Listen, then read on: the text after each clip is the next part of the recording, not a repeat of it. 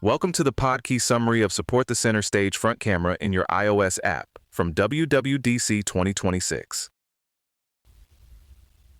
A bunch of the most interesting iOS 26 camera changes are really about one thing. Apple quietly made the front camera a lot more flexible.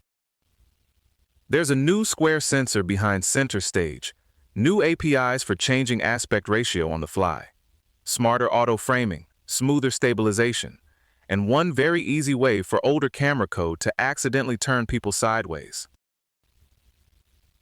If you build camera apps, there's a lot to like here. If you just use them, the short version is your selfies, calls, and front camera video can feel a lot more natural. The headline hardware change is that the center stage front camera uses a square image sensor. That sounds a little nerdy at first, but it solves a really practical problem. Traditional front cameras usually sit on a 4x3 sensor, so if you want a different shape, the app has to crop around that fixed rectangle. With a square sensor, Apple can pull out different aspect ratios without needing the device to physically rotate around the old assumptions.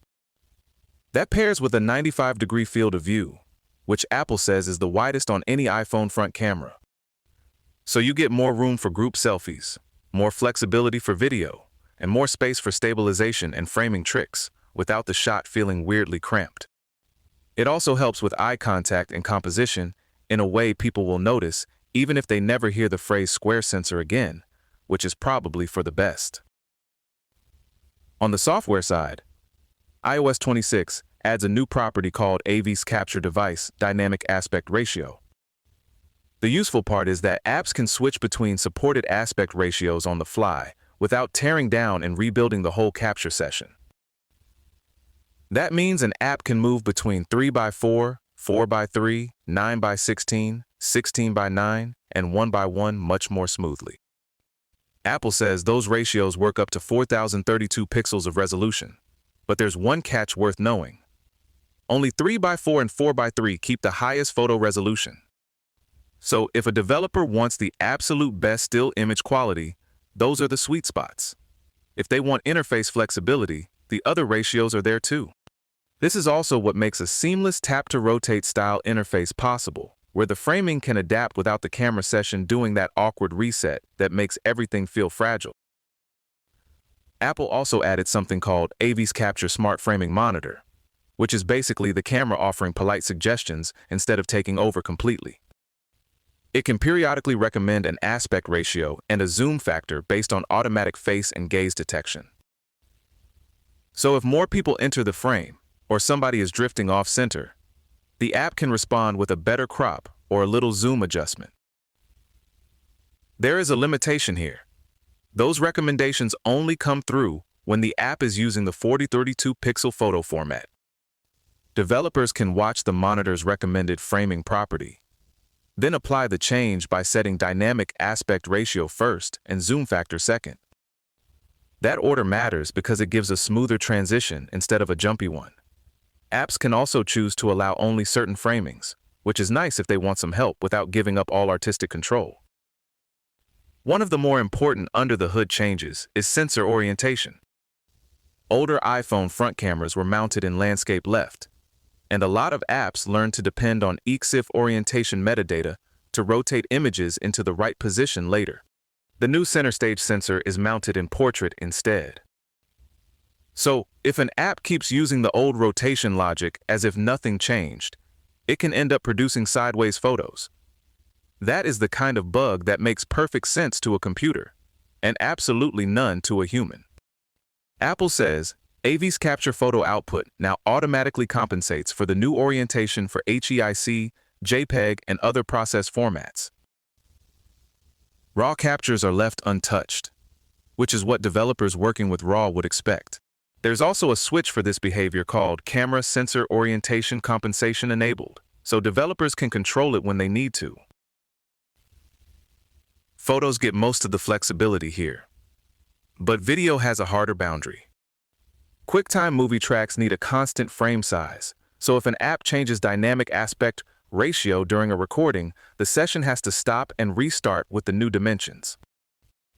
In other words, you cannot just glide from one aspect ratio to another mid-recording and pretend the file format won't notice. Apple's workaround is for developers who want more control. Use AV Capture, video data output with AV Asset Writer, track the dynamic aspect ratio timestamp, and splice recordings together. That can work, but the app has to handle the interruption gracefully, because the user will absolutely notice if it feels clumsy. There are also a couple of quality-of-life upgrades that feel very user-facing. iOS 26 adds a low-latency stabilization mode for the center stage front camera. It's off by default, and developers enable it by setting preferred video stabilization mode on the AV's capture connection. In Apple's side-by-side demos, walking video looks dramatically steadier with it turned on, which matters a lot for live video calls, where heavy stabilization can sometimes feel delayed or rubbery. Center stage itself can still be toggled system-wide in Control Center, but apps now get more say too. They can enable it in a cooperative mode, where the user can still control it through the interface, or in an app-only mode by setting is Center Stage Enabled.